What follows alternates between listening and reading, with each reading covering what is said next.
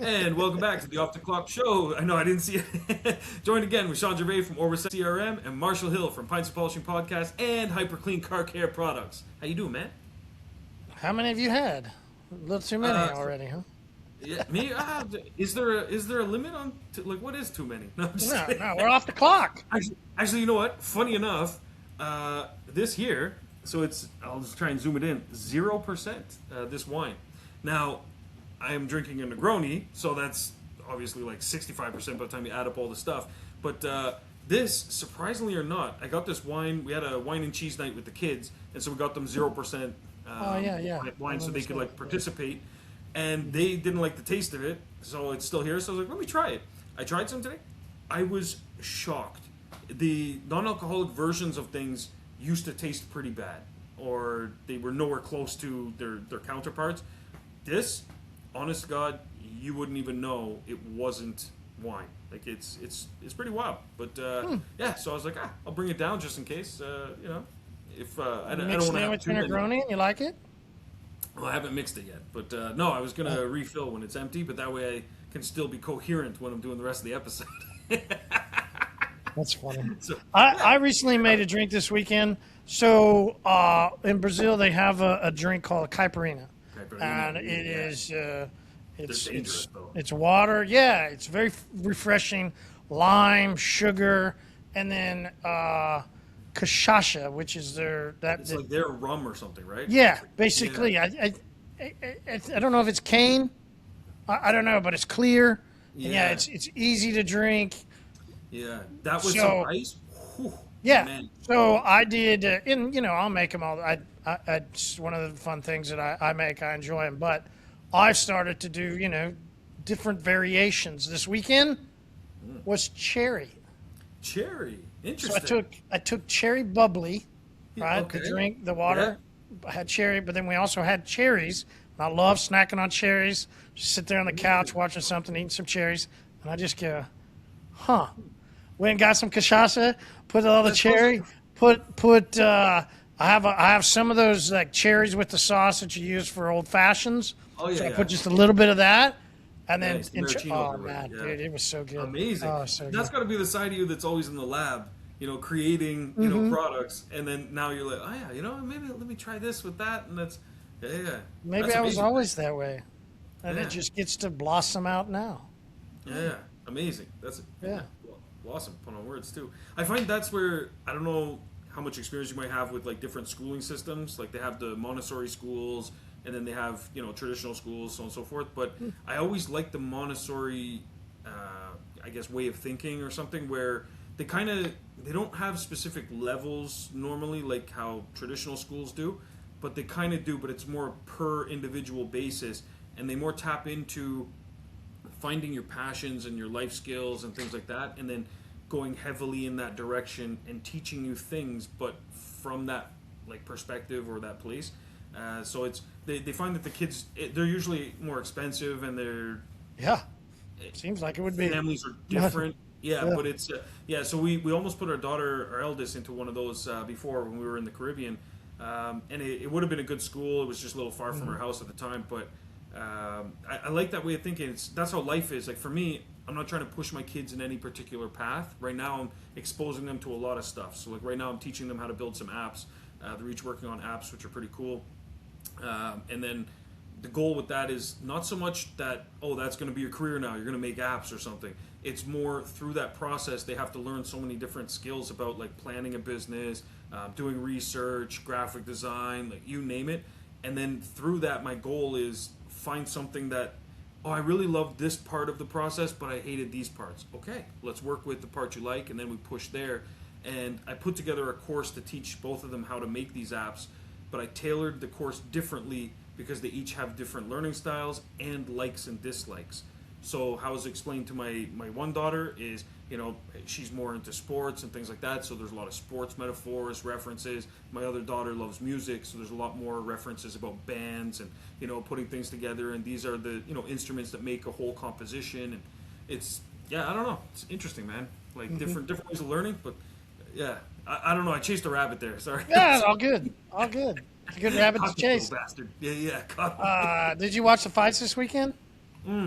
There's I some did really good not. UFC fights. Yeah, I know, and I wanted to. Oh man, I wanted to so bad. I had a prior engagement, but I wanted to so bad. But they were good fights.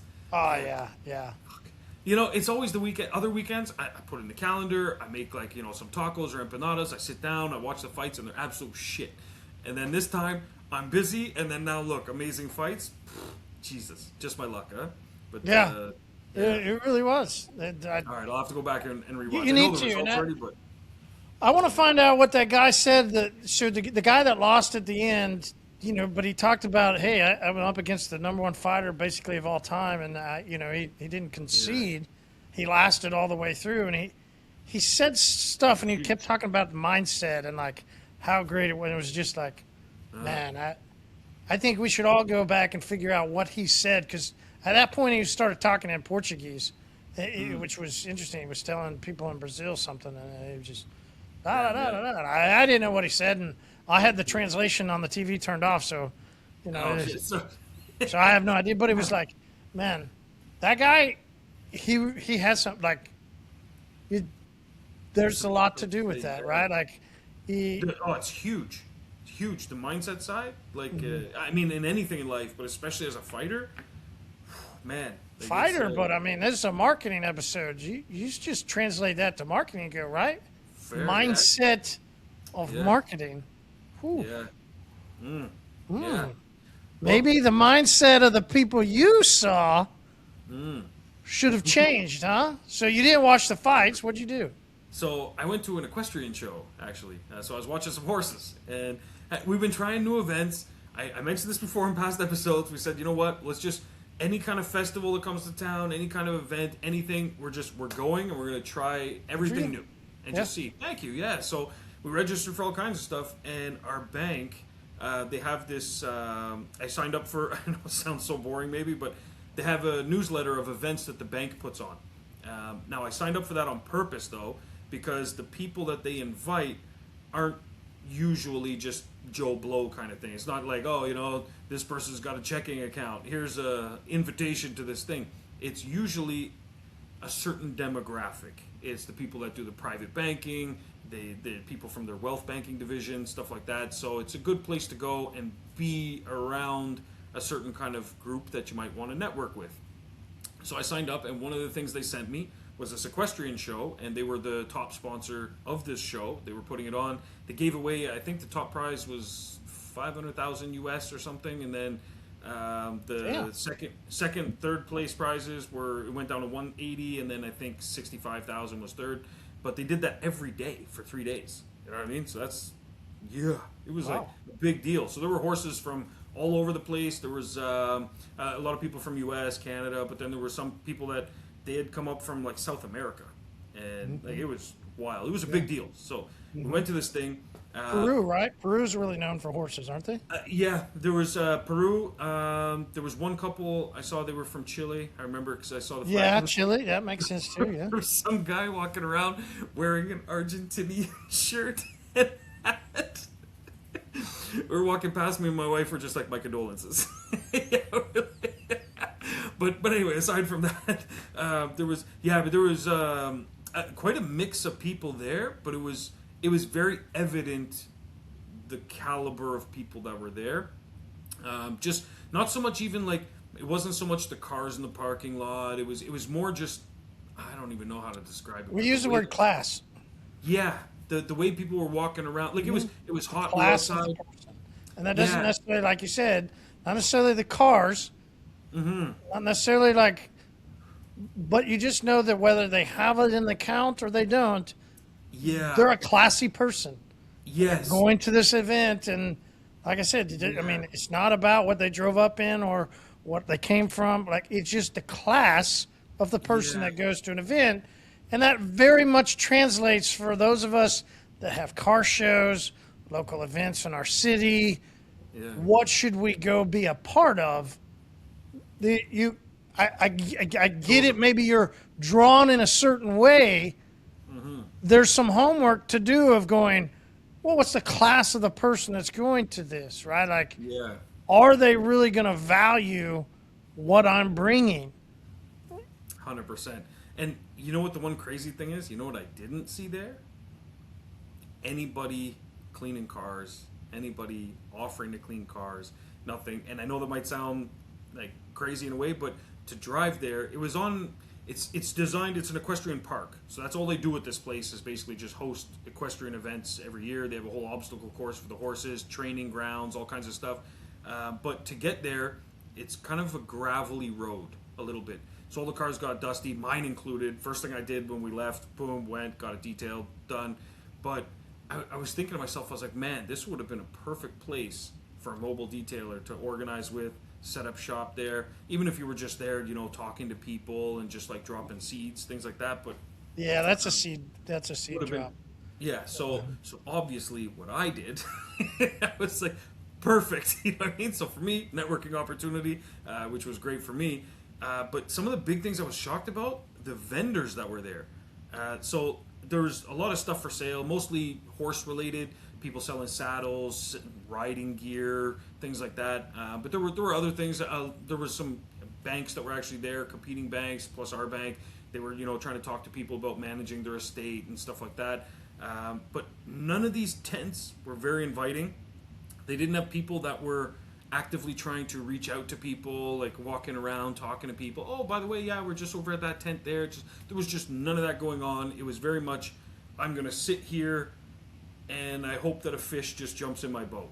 That's all I saw everywhere. Some people didn't even, they drove up with a trailer connected to their truck and they just parked the truck with the trailer still attached, opened the doors, and then they were standing outside of their little trailer, and they were just hoping people were going to walk in to this dimly lit trailer where you could only fit one or two people at a time inside. And like, mind you, don't get me wrong, some people did go in, but the busiest stand that I saw that was there was the lady in the giant lemon making fresh lemonade. That one, it was very vibrant, very bright. It was open. She was engaging with the crowd. People would walk by. Oh, hey, are the kids thirsty? Stuff like that. Like, man, she was pumping out lemonade. Like, she was just, it was wild. But that was the busiest stand that I saw in that place. And everywhere else, they were just kind of sitting on chairs, watching people walk by. I walked by numerous times. No one even said anything. I was like, oh my God. So I started watching. I would see other people walk by, and they would just literally watch them like they were tumbleweeds, just left to right. Like, man, what do you, like, I know the booth wasn't free. Like, what are you doing? Like, what are you here just to say, like, well, we did 5 shows this year, and that was one of them, and, throughout the year, we maybe made this much money, but holy shit, man, how would you even know next year if you're not going to do it again? And if you've decided after day one, like, the day I'm talking about where, like, we spent most of the time there was Saturday, and I was like, you guys were already here Friday, and you still have all your inventory. I can see, like, your whole thing is full. So, like, what are you waiting for? Like, you're like, okay, they're gonna just see me Friday, see me Saturday, and then Sunday is gonna be our day. Like, what are you waiting for, man? Like, you gotta actually capture the attention, and that's what I think. I don't know. Like, I'm All sure right, you guys, let me throw a curveball into this. And let me say this from something you and I've talked about, people have heard me talk about in the past is, and I love the analogy. I don't always see the analogy right, but it's something like weak times make strong men who make strong times, which then makes weak men. yeah. I think we're in a period of just what are we, 2026, and we're in August. After Corona, I mean, there was so much prosperity everywhere, right? Yeah.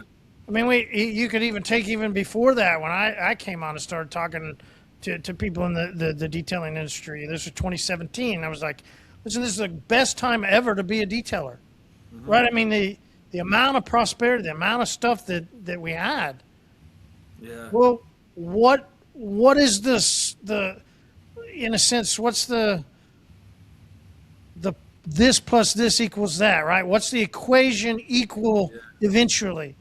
Eventually, it's this really great time where then people don't know what to do on marketing because it was so easy. Yeah. We literally could just open our doors. We literally could. There was a moment you could just go to an expo. You could just go do something And just and being stuff there would fall. was almost Right, like enough. if anybody has fished during spawning season, you literally can just throw a lure out into this spawning school of fish, and you're just going to keep reeling. I mean, it's amazing. Yeah. At And that point, yeah, there's the other side. there's the migration that we have constantly talked about over the past couple years, right?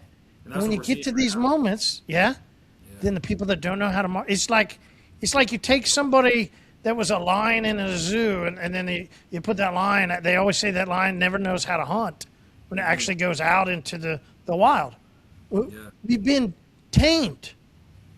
Yeah. It's true. So many of us are tamed into the situation of was too easy. And then the next part that happens is they scramble, and then now they're like, okay, I got to do this, I got to do this, I got to do this. Could be whatever. They don't know what to do. Like these people you just saw. Yeah. They It was probably- they didn't even scramble. Yeah, they literally had no idea what to do. Like, So they did nothing. zero. Yeah, which is, to me, it's crazy. I was watching this YouTube video the other day, and it was such an interesting concept to me. This guy took two AIs, and one of them was ChatGPT, and he said, I'm going to have them build and plan a lemonade stand 100% on their own. And he said, to make sure that there's no cheating, he bought two brand new laptops, installed it, set up some agents, and he gave them instructions, and he told them, you're going to be building a lemonade stand. Your goal is to make at least $100 in the first day that you open this lemonade stand. You design it, you build it, you everything, and if you have to involve humans, you have to hire them and pay them, and then whoever spends the least to make that money wins, and you will be competing against another AI. And so he ran this experiment. It's a really interesting video, I thought. I'll share it in the group. It was like 20 minutes long, really interesting. And this guy just started having like Amazon packages show up to his house. He's like, I don't even know what's in here. He's opening them up, and then they had to build it, so they had to go and they hired contractors online, and they found someone that could do like piecework, like they came and they put the thing together. It was really interesting, but the interesting part was that they didn't know what to do because they just assumed that like people will just come and buy lemonade, and they were just like, people are thirsty, and so they will buy lemonade. And so then he started realizing he had to actually train them on business and marketing and stuff like that, and watching them go through that process and develop was really interesting to see. And the part that was most interesting to me is that here you have a computer that's able to be trained by a computer on what to do and to learn, and so many people, we don't realize, like, we are those computers. Like, we are the computer, and you can learn how to do a lot of this stuff, but you got to do something. So if you were going to a show, if I was those people selling the saddles, before I go, I would start researching things like, what should my booth look like? How best to sell at a trade show? I would talk to AI and be like, hey, like if they were fortunate enough to have Luna, I'd be like, hey, Luna, going to a show, an equestrian show, there's going to be this many people there. It's going to be on this date. The weather's going to be this, everything. Oh, here's the event. Like? She can go search all that stuff. Just link the event.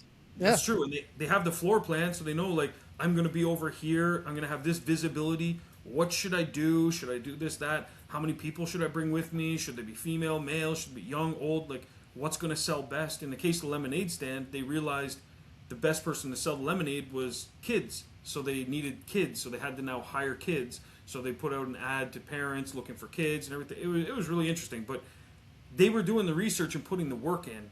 And the whole time I'm watching this video, I was like, man, wouldn't it be nice if just like fucking detailers did the same thing? Like just like if I was to take two detailers and put them together and be like, hey, there's a car show coming up and you have an opportunity to have a booth there.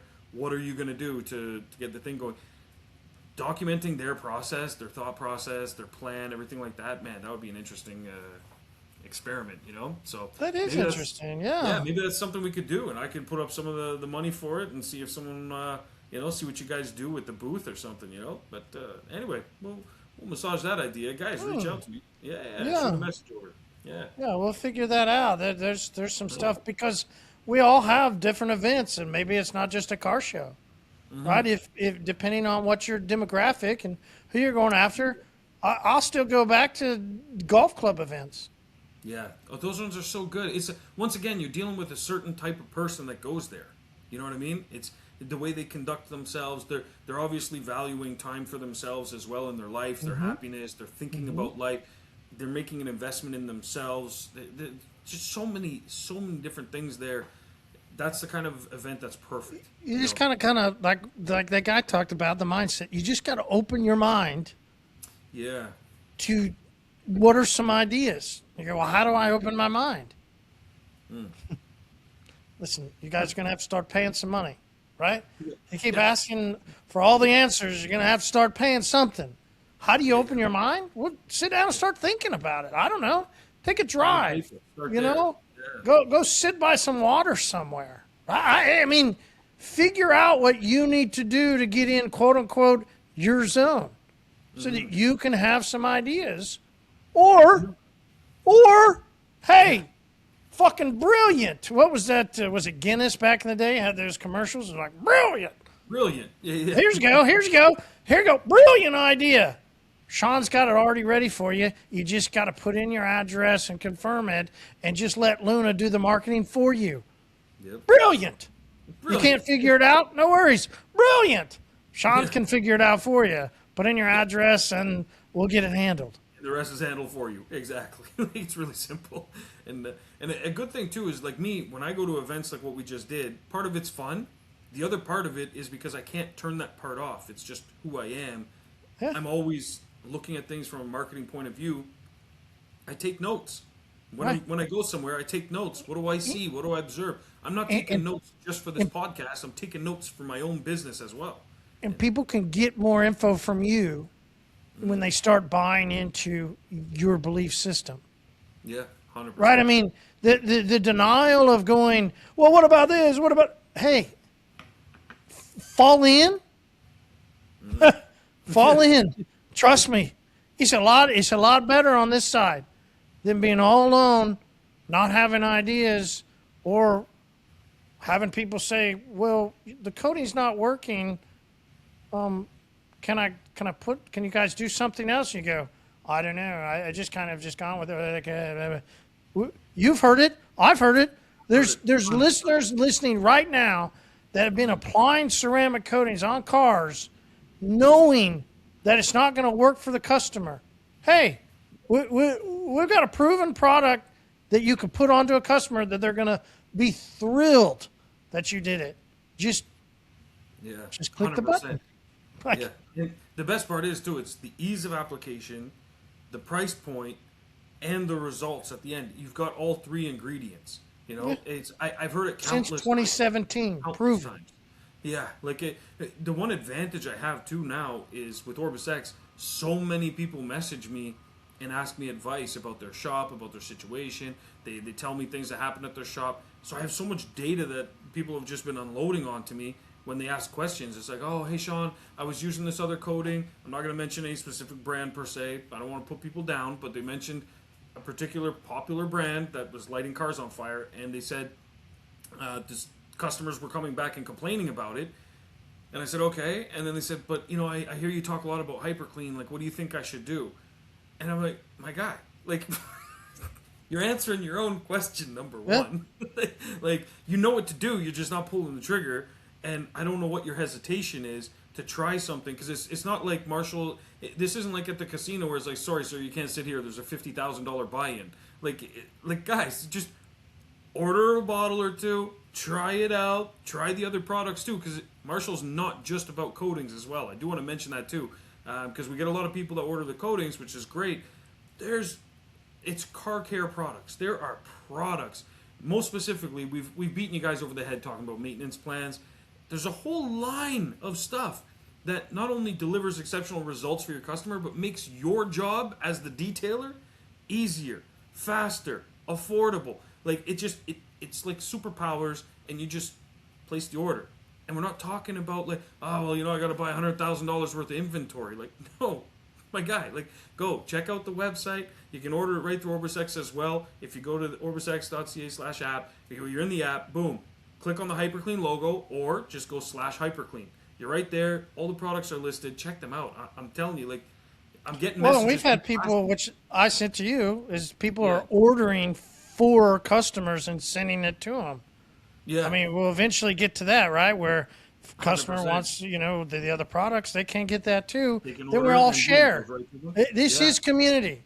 This is us yeah, all sharing together, right? This absolutely. is the Because purpose you're of a community.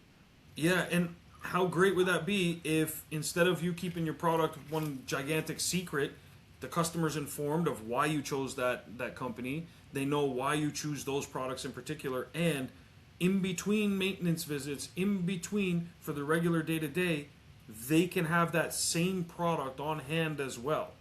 That's extremely helpful. Like it's that way their car is always getting the exact same treatment, the exact same results, whether you're doing it or they're doing it at home. Because like me sometimes, like I get my car clean and then I drive it around, it gets a little bit dusty or something like that. I want to just take care of it myself real quick. A bird shits on it, who knows? I don't necessarily want to bring it back to my shop straight away. That's me owning the shop, and even still, I'm like, oh fuck, I just would rather deal with this in my garage in between visits. You know what I mean? Customers think the same way, and you should be leaning into that, not fighting it, not saying, no, no, I'm the only one that touches your car. Like, my guy, it's their car. You know what I mean? Be a part of the car care for that vehicle and show them you care about it as much as they care about it, and you're going to do this together as a team. Let them know. During your visit, these are the products that we use, and I want to make a point of taking 2 minutes and telling you about them because they're so great. Here's what they do and why we've taken the time to choose these ones. Because now you're selling you're selling yourself. You took the time to do this research, you took the time to find these products, and you took the time to create this business that's offering a service for them, for their vehicle, and you also want them to have the same products and capabilities at home in between visits. It becomes a much stronger relationship, and they end up trusting you more and trusting your decision. And now, the next words they say when someone says, yeah, I gotta get my car cleaned, they say, I know a guy. They don't say, oh, I know a business, oh, I know a place. They say, I know a guy. Because it's you. You are the business. And that's the same for all of your staff. They might be dealing with one of your staff. Yeah, they're just a cog in the chain, but that's the guy. I know a guy. And he works down at such and such place. I trust him. I take my car there frequently. I'm on a maintenance plan. You should do it too. They even showed me the products they use, why they use them, and they told me, like, stop using the other stuff I was using because of XYZ. Go with this company. It's made in the US. Like, there's just so many reasons. But you are ultimately what's being sold.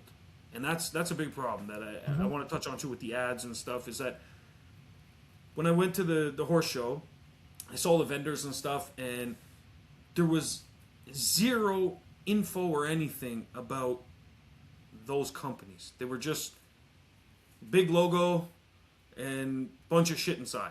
And it was like, okay, so I'm supposed to walk in this booth, and like there was no story about who they were, why they're selling these things or anything. But in comparison, I went to a festival recently, and it was a food festival.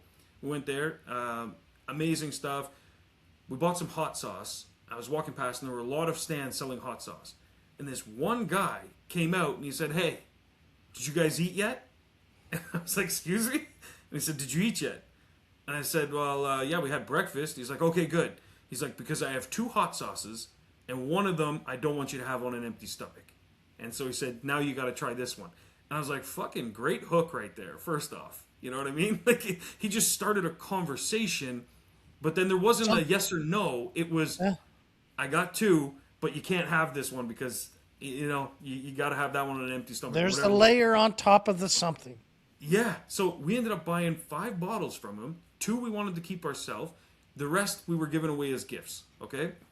Honestly, he had great hot sauces, but for me, it was more when I see someone doing a great job, I'm like, look, man, you deserve it. You know what I mean? Like, hats off. He did a great job. But he hooked me in, and then he had a story immediately.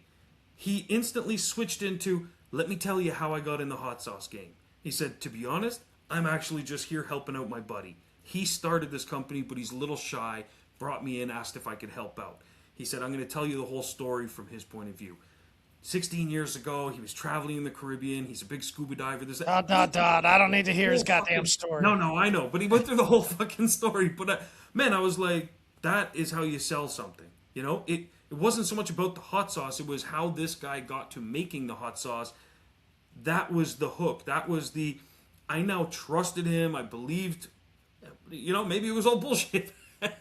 But reality is, he did a great job relaying that story. And it was the story I bought into more than the actual product or the hot sauce itself. If he started with, hey, we've got this hot sauce, it has this many kelvins, and it goes great on tortilla chips, and it's this and that. Okay, like, I don't know, I'm kind of cool with the hot sauce that I use regularly at home. I'm fine. Like, there's no real difference there. You know what I mean? But it was the story, everything. He did a great job. So it's that kind of marketing that's out there, which brings me to two things that I wanted to talk about. One is I read a new book. I sent you a link. It's Never Eat Alone. Great book. I'll jump into that in a second. But first, when I was talking about the selling you side of things, last episode, I mentioned this guy, Robert Herjavec. I flunked on his name at the time, but Robert Herjavec, he's the one he was our shark equivalent from Shark Tank on our Dragon's Den. He wrote a book. It's called Driven to Win. Amazing book, by the way. He's very big on mindset. He's very big on those kinds of things. And he said that he was asked one time, how do you guys make a decision? Because it seems like on Shark Tank and on Dragon's Den, sometimes, this person comes on and you guys will rip them apart saying, oh, you don't have your numbers in order. You don't even know how much this costs or that costs or how much you're selling it for. You rip them apart. But then the next guy that comes on, he has the same story. He doesn't know his numbers, but you guys make a deal with him. Like, what the hell? Like, what's the difference? How does someone make a perfect pitch? And he brought up the whole thing. He said, it's not that I'm buying necessarily the business specifically. It's the person behind it, their story, and I'm buying into the you. So you have to perfect that. And then he brought up a story. He said one time he was just having a bad day. This guy came on, and the guy was talking to him, and he said, he's saying all kinds of stuff. Robert had cut him off at one point, and the guy said, hey, I was talking. I'm not finished yet. You're not listening to me. And then Robert said, whoa, slow down. He says, it's not my responsibility to listen to you. It's your responsibility to be heard. And he said, you haven't done a good job selling you. I haven't heard anything that you've said. Because Okay. People need to hear that again. One more time. Okay, so he cuts the guy off, and the guy says, hey, I was talking. You're not listening to me. And Robert, who was supposed to be the customer in this case because he was the investor, he's being pitched, he says, it's not my responsibility to listen to you. It's your responsibility to be heard. And that is so true of all marketing, because it's not the customer's job to be listening to you. Say, oh, we've got the best ceramic coating service, and we do the best detailing, we do interior, exterior, we do your door jams, we do this. We're the best. Yeah, we're the best. We're the best. Yeah, it's not the customer's job to listen to your ads. It's your responsibility to be heard. You have to create good ads, better ads, tell your story, sell yourself, convince the customer to trust you. That's the process. Is you're going from a stranger to someone that knows about you, to someone that trusts you, to ultimately someone that buys from you, and then someone that recommends you. That's the process. But so much of this industry, what I've seen is people look at the process and they think it's, I'm selling something, so I push out my ads, the customer responds because they love what I said, and then they buy from me, and then the transaction's done, and that's it. It's no. Because at a moment that did happen. It true. Did. It's true. You could just shows up. And you could just throw money into ads, and everybody was like, you could see it in social media groups on detailing. They're like, oh, I spent this much, and look at this return. Oh, I'm so great. There's this guy that goes into your group, and he tells people how great he is. Look at all this I did. Right? Yeah. Like, there's a moment. It's common throughout our industry. And he probably did do good. Yeah. I'm not saying he didn't. Mm-hmm. I just want to say there was a moment when you could do anything and everything would happen. And now you are doing everything and nothing is happening. And that's what I'm seeing a lot of people saying is that, oh, I used to do this and it's not working, or I used to do that and it's not working. It's like what you were doing wasn't necessarily what was working. What was working is just anything at the time. You could literally do almost anything and people would respond. I see it from everything people saying like, oh, Facebook Marketplace has changed. I don't know what they did, but it's not the same. And it's like, no, you were never doing good marketing. and now it's showing its true colors. That's what it is. It's everything else hasn't changed. It's the one thing changed where people were just throwing money away. People were extremely excited about anything cleanliness related, and then even ceramic coatings. When the buzz was going on, you could sell ceramic coatings very easily to anyone. But then once people get accustomed to it, people have seen thousands of ads. People our money starts getting tight. Yeah, that's a big one too. And that's I mean, was it last week? I think there was a TV station, the Pepsi plant, and I think there was somebody else that and they just started chopping. Yeah. Right? That's just here in Tulsa. So, what? And you got to think that's happening everywhere across the board. Absolutely, that's my when point. people don't have that disposable income, a lot of households down to one income. Things change. Yeah. What once was doesn't always stay. Goddamn, I wish. Yeah. I think you could probably look back at stuff that you would like, right? Like, I could think 10 years ago. I could think 20. I could think money thing. I go like, damn, I really wish it was that way. Yeah. 100%. Yeah. Well, put it this way. I used to be in the tourism industry, and so we were selling like local tourist stuff. And there was a period where tourists would come, and I don't know exactly what was going on in Europe, but they didn't give a shit. They were just spending money like crazy. And they were spending pounds. So I was like, this is amazing. We were getting 3-to-1 on the exchange rate, and they were just buying everything. It was so easy. Anytime they finished an excursion, we weren't asking them, like, what else do you want to do on the rest of your trip? We were asking them, what do you want to do for the rest of the day? We were selling multiple excursions in the same day. It's like they weren't even tired. I don't know. Maybe they were showing up all, like, hyped up on, like, Red Bull. I don't know. But multiple excursions in the same day. Our upsells were just insane. But then there was a period where things started to shift quite a bit. And we were like, what the hell's going on? And my business partner, he was the one that put me on because he was more in tune with the marketing side of the company at the time. I was doing the tech side. And he was like, oh man, people are getting a lot more discerning now about a few things. One, there was a whole bunch of shit happening in Europe where they were, separating this and that, and people were concerned about like what's going to happen. Either way, something happened, right? Something happened, yeah. Things changed. And then people there also started complaining that there wasn't enough local tourism. So the government started promoting stuff you could do in other regions, stuff you could do fill in the blank, countries. Right? Yeah, and so we were like, holy shit. And then we actually had to start marketing to get people to come in. And we were like, this isn't our job to get people to come visit the country. Our job was to sell them excursions once they're here. But now we had to switch into this whole other mode. So what we started doing, we started partnering with the cruise ships. Because we were like, perfect. We're just one of those destinations. So if we can make it where it's quick to do an excursion, they're only here for 6 to 8 hours. So while they're here, quick time, if we can arrange their transport to and from, and we can arrange the excursion and guarantee that they're back on time, sell it on the cruise ship. We had to switch gears. But if we just sat back and said, well, we'll just wait till, things pick up again and people start visiting again. Like, no, we had to actively make changes and pursue customers in different ways because the old way just stopped working. And it wasn't that it was beyond our control. It was the part that was within our control was changing what we were doing. But the part that was beyond our control was what was happening with that one group of tourists. Well, kind of everything is. We could all say, listen, everything is beyond our control. True. Yeah. But yet everything's within your control at the same time. And then you're right. Then so it's like in the moment. Doesn't matter who's in office. Doesn't matter what's going on.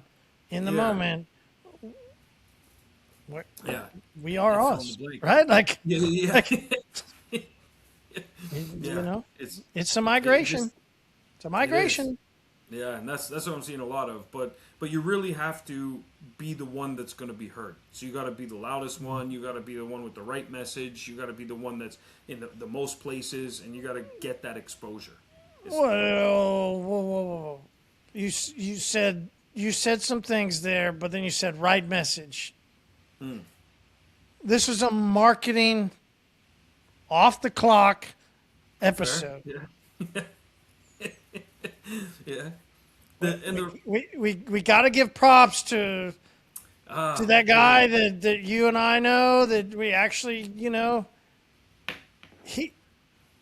whether or not we believe in the message, Yeah. Which is why I heard what you said, and I go, hold on. Fair. Yeah. I see what you're saying. Yeah. But fair, yeah, because this is marketing. Yeah. And And marketing sometimes, is about, like the other parts that you said, yeah, of, it's being heard and being capturing heard, getting heard, getting Yeah. your name out, having so many other people then tell people about you. Yeah. Then you'll have people in groups making videos to tell people about you. Yeah. You go, what in the world are you talking about? You go, listen, whether or not you believe in what he believes or his style, his philosophy of marketing, this is a marketing episode, a marketing podcast. So we are talking about marketing, not about what is right and wrong with what somebody does or says or puts out. Yeah. This Not isn't for about us to someone's cast our personal judgments belief. here. Yeah. Not We're for just us. observers of marketing.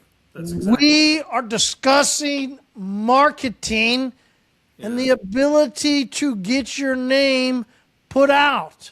And this guy got his name put out. A lot of people talking about somebody right now. Yeah. Part of you wants to give a golf clap as a marketer and be like, listen, dude, you got a lot of people talking about Well you. done on the exposure, 100%. Again, not that we agree or like it's not about we're in a camp. We're not.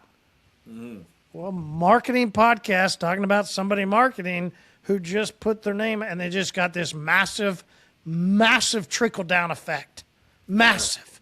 I don't think we've seen it before.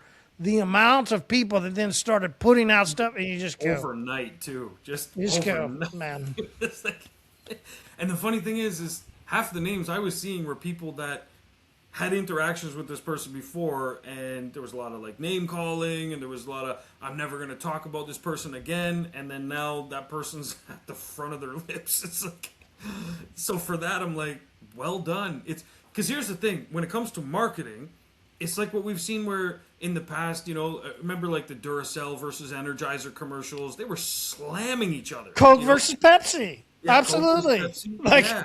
I grew up in that moment, which is why I'm not gonna. I'm gonna say philosophy. I'm not gonna cast a stone. I'm not gonna cast a judgment. I'm gonna say any camp is right or wrong. I'm not.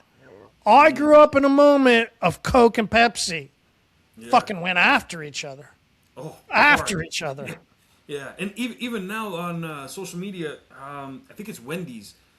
Wendy's is famous for like commenting on other, like if a company drops the ball, they're the first ones to go and they comment, and they use a lot of like modern slang and stuff like that, so that the new generations pick it up. And they're, oh wow, can you believe that Wendy said this? And they're saying things that are pretty controversial at times, but people pick up on it and they send it around. They're like, can you believe that they said this and stuff like that? It's that kind of stuff. But it gains attention. It does. It captures attention, and people talk about that. What is marketing? And that's capturing attention, getting exposure. Like it's So if you get yourself out of the belief system of philosophy, and whether you believe in somebody's philosophy or not, you have to go from a marketing aspect. hats off. Like, yeah, from a marketing aspect, like whether you like what this person said or not is irrelevant. People are talking about him, and a lot. And for every person that would disagree, Don't misunderstand us. We're not going to tell you to go do that in your local area either. We're not. Yeah. This is We're not condemning. We're not pro whatever. I'm not. It's more the idea behind it, the concept of doing something that captures a lot of attention in Works. a market. It works. Yeah. And sometimes pushing the envelope like that gets you there faster. That's all. But there are ways you can do that. Like we've joked around about, or we've suggested joking around with car groups or people that are fanatics about certain cars, or even during FIFA against certain teams or against just football. There you in go. general, like Love it. things. I love it. It's Yeah. that same concept. Here you go. That's what he did in this instance. He took that same concept and then put out something that he knew was going to trigger some people. He knew it was going to get a reaction, and they gave it to him. And so, in the sense of it's not his responsibility, it's not their responsibility to listen. It's his responsibility to be heard. Using that same concept, that's exactly what Robert Herjavec said. That's exactly what's happening here. He made it his responsibility to be heard. He said some things, and then other people listened and shared and posted and made videos and everything. So, I'm not gonna throw my personal opinion in the ring. Nope. But what I am gonna do is we're not even a toe into that quicksand. Yeah, no. Like, smart enough to realize that. But I will say, conceptually, nailed it. Like, just nailed it. Like, so many things. Like, I look at, even, so with my kids, I watch a lot of cooking shows, and we watch, like, Gordon Ramsay and stuff. How they draw you in on a lot of those, he's berating the shit out of people. Yeah, like, Gordon a lot of the Ramsay, trailers are like, "You fat cow, you're gonna kill somebody," and instantly my kids are like, "We should watch that one." it's like, whoa, and then you watch it, and then they turn the restaurant around. You're feeling bad for the person. You're like, Gordon, how could you have talked about them like that? You know what I mean? These are good people, but it's like, reality is, we tuned in, we watched the episode, so it's like, marketing got you. yeah, Got your that's attention. the hook right That's there. marketing. Yeah. Like, it just is what it is. Like, look, that equestrian show, maybe there was a place there selling the perfect saddle. And if they just had a sign outside that said, "Do your balls hurt?" that probably would have rubbed a lot of people the wrong way. But you know what? Some people would have went up and like, "Hey, what's going on with the sign?" Well, you know what? We actually have a saddle that's perfect for the modern gentleman. And I would be like, "Oh, tell me more." Like, it's... Yeah. Like, what do you got? Nailed it. Yeah, nailed it. And that's where it's like, a lot of people might have, complained about the message, but reality is it captured the attention. And that's what we're suggesting people take away from moments like this. So when we say you should always be walking through the world with your marketing hat on, it's to assess scenarios like this. I saw a lot of people just get wrapped up in their feelings and their opinions one way or the other in this scenario, when really, if you just take a step back and you live your life as an observer like we're doing, it's actually beautiful over here, because you can learn a lot about marketing through life circumstances, things that you see out there, things companies are doing, things individuals are doing.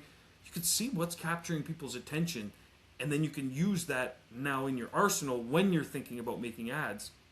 And if you're concerned something might be too edgy, that's where you can lean on tools like Luna. And you can say, "Hey, Luna, I'm thinking about doing this. What do you think?" That's why we have the Luna flyer review. You can literally upload a flyer you're thinking of putting out in the community. Luna will dissect it. So if you think something's too edgy, put it in there. If you think it's too bland and you want something a little more edgy, tell Luna. Take a look at this flyer. Keep in mind, If you want it to not look like every other detailer putting AI banners out, yeah, ask Luna, does this look like every other detailer? Yeah. And or now you're starting to see ceramic companies and other, like, putting the same fucking goddamn banner. Yeah. It looks just like the detailer that put one out.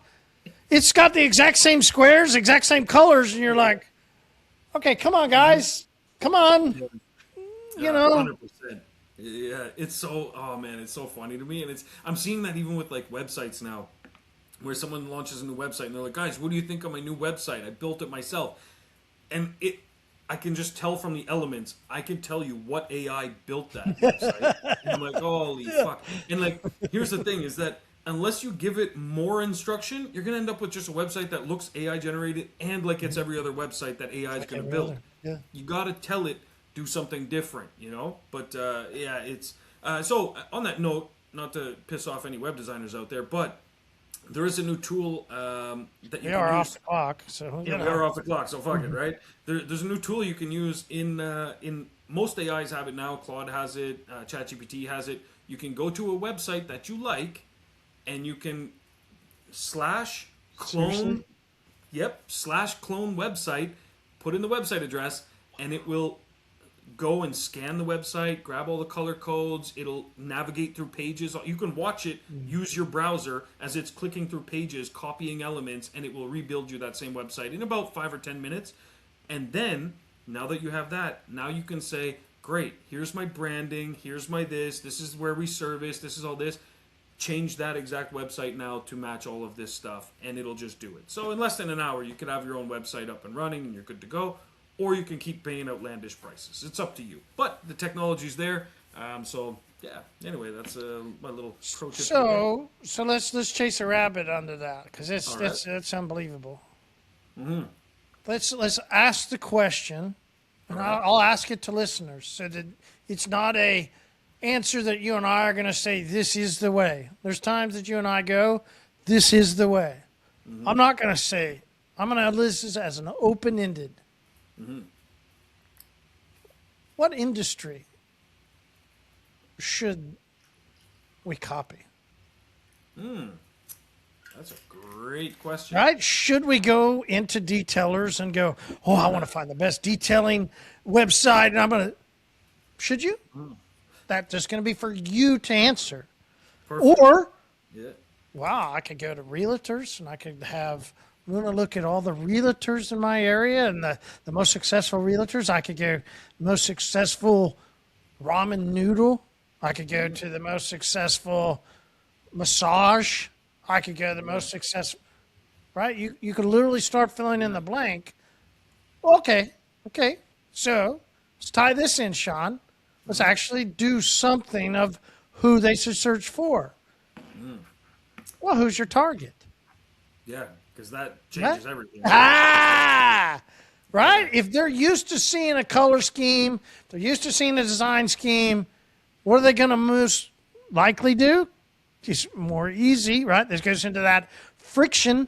Less friction results in easier buy. Yep, 100%. 100%. And one thing I will say is... people like familiarity of things, for sure. And there's a reason why there are like website standards in terms of how buttons should look, how they should function, so on and so forth, links. And a lot of people try to, like what I see mostly is, I've seen websites expanding.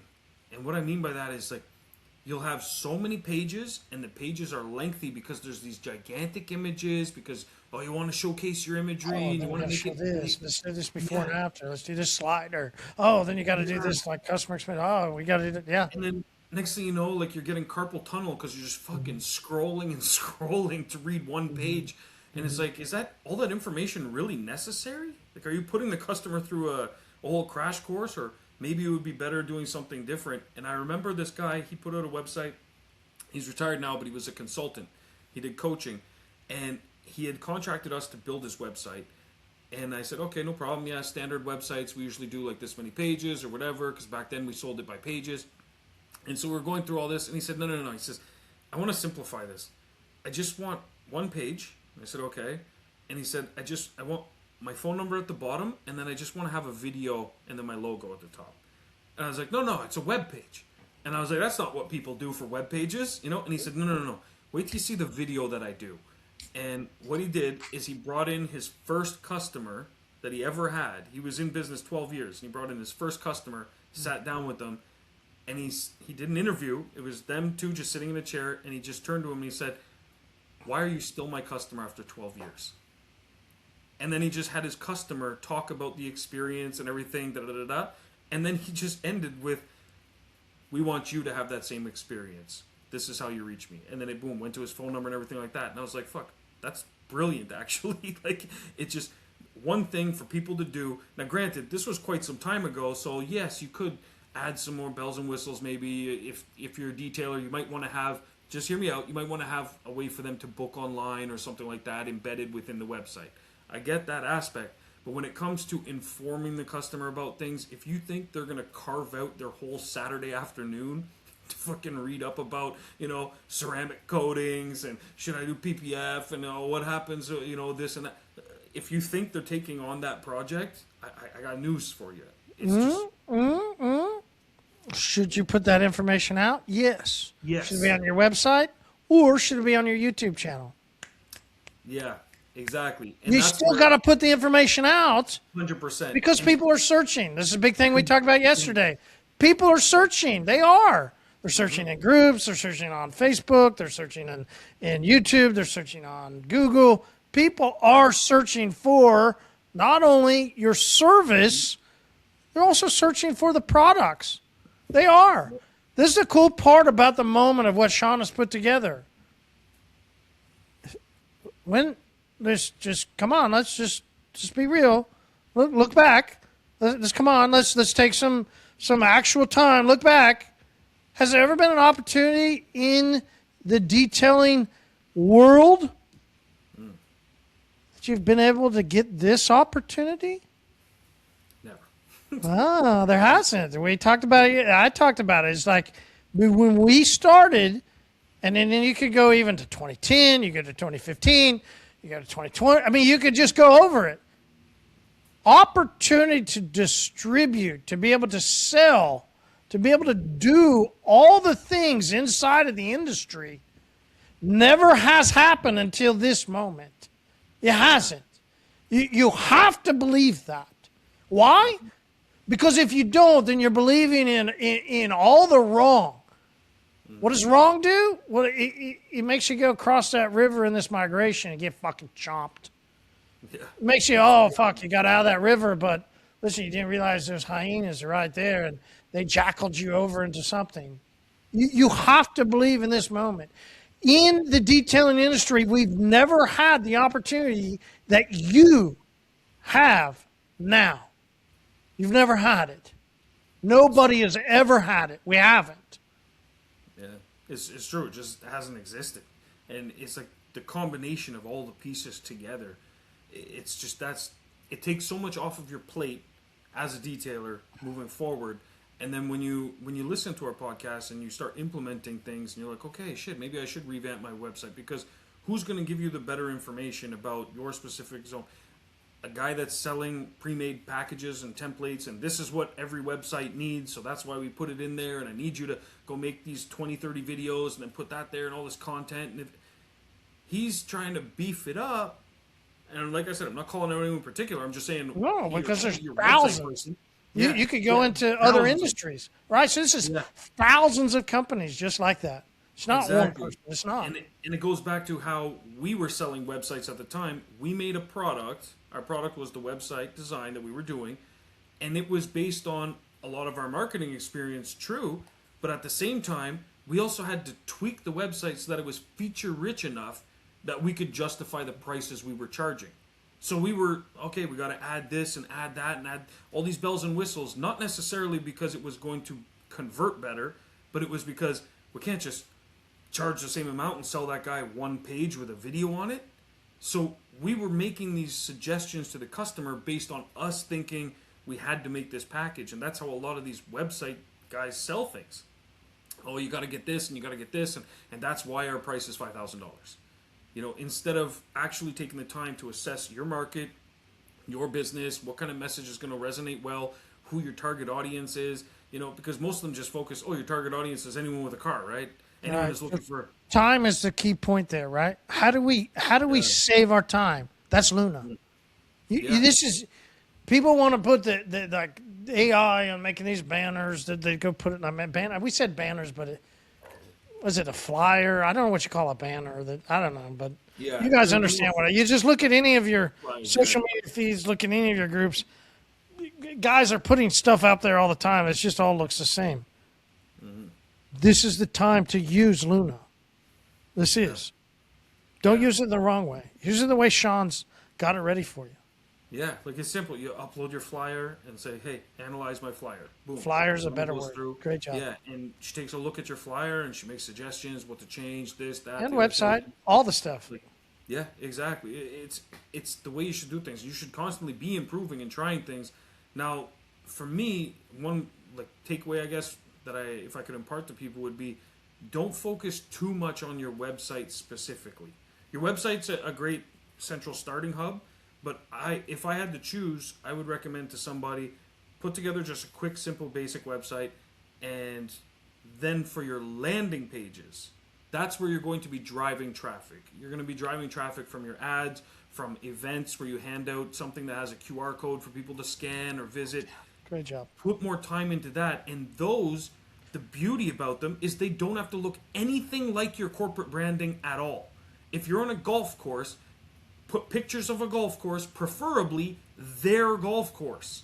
the more familiar it is that it's like, oh, I scan the thing, I'm at the golf course, I scan it, and I'm seeing the golf course Oh, I see instantly. the clubhouse there. Yeah. Yeah, exactly. Like that's the way to do it. You could even put something like "You are here," like a picture of your little booth or whatever you got. Like, but the more it looks like it's a tailor-made experience, the more it looks familiar, the more people are going to buy. A lot of people criticize Amazon's website, saying like, "Oh, it's not very modern. They're still using like buttons that look like this or whatever." But they've done tests. They're not stupid. They've done tests. They change little things, try it in a market. People bitch, people complain. They change it back, or they don't change it in the other markets. That's what they do. They use what works. They know what works, and they focus on the pieces that convert. Showing you recommended. Fucking what they do products. so good at is those, like, hey, you bought this, now this is really what you should buy. Yeah, 100%. And they Like, do so add good this in. that this goes with this. Most How do you customers think that bought Shawn this got there, right? also bought Like, this. Yeah, like it wasn't rocket science. Exactly, and that's where. On that note, we haven't done a little tip in a while, so I got a tip for you. Well, I mean, we always just drop tip after tip, but got a tip about that actually. So it's in line with the Amazon stuff, how they do the this with that. here's the In tip. terms of- Put in your address, let Luna do it, because that's exactly what Luna's going to do. She's going to offer your customers Yeah. all the upsells the way Amazon does. Exactly. That's a perfect way to put it, actually. I'm going to use that now when people are like, well, how does the system work? That's going to be the explanation, because that's exactly what it does. But thinking of how to sell them in person as well, because I always tell people, let Luna do her job, 100%. So enter your address, let Luna do her job. But in addition to that, you should still be pitching hyperclean coatings in person as well. And if someone books a detail and they come in, a great way to bring it into the conversation is the same thing that they do with your restaurants. So what do they do at the restaurants? They put wine glasses on the table. They don't wait for you to ask for wine and then bring over the wine. They put the wine glasses down so it's already in your brain. Oh, we're probably going to have wine. Do they When you give don't want wine, what do? They take it away. Now, do they give everybody a wine list? No. Do they give everybody a drink list? No. They put one at the table. And the reason is because they will say red or white today. Once that person makes a decision, all the gin drinkers at the table are fucked. We're now drinking red wine. That's their whole game. And so they put one drink list down and they try and get you to collectively, now everyone's drinking a bottle. As the bottle's getting lower, the reason they come by and they refill for you is not necessarily to do you a courtesy, it's to see if the bottle's almost done. So then they can say, would you like another one? Yeah, sure, keep the party going, right? That's the whole trick. So now how can you do that in your detailing business? You go to take a customer in, you're using the intake form in Orbis X to walk around the car and notate any damage. Have a bottle of coating in your hand. Talk to the customer about a bunch of stuff, and yeah, after this, yeah, we're going to be coating that one, but don't worry, we're taking care of your vehicle first. And in case you're curious, by the way, let me tell you a bit about the products we use. I have this bottle here for a job I'm about to do. Tell them about the coating, or work it in naturally some other way, but it's a good idea to have it on hand, just like the wine glasses on the table. So now you have that talking point, you have the bottle with you, you're not hiding it, you're not talking about something that he doesn't understand, you have it with you. Oh yeah, we use this ceramic coating, it's from this company here, let me show it to you. It's a real thing, it becomes tangible, and it becomes part of the whole experience. So that's my takeaway of, and so yeah, it's basically what we're doing virtually for you with Luna, but you can also do this actively in your shop as well. And if you're targeting them both ends, it's a great way too to be like, oh, and you probably got the upsell email. Well, don't say upsell email, but you probably got the email with the suggestion of adding a ceramic coating. This is actually the product here, in case you had any questions about it or anything like that.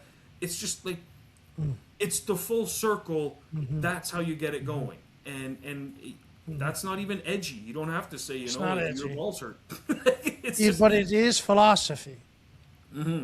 Guys, we talked about philosophy. We talked about somebody else that marketed in a different philosophy. Yeah. That is their philosophy. This is our philosophy. 100%. And this is why it works, is you're showing the customer a solution and providing that value, but at the same time, it's you. You're still selling you. You're the one talking to them. You're the one that is part of that story. And so it's when you put all these pieces together. And we got your back. Yeah. Yeah. You got to put 100%. you, and hey, Yeah. we got your back. Yeah, we got your back though, 100%. And by putting those pieces together, that's how it becomes the winning formula. Yeah. And it's all of those things, and that's where you're building that relationship with the customer, that trust.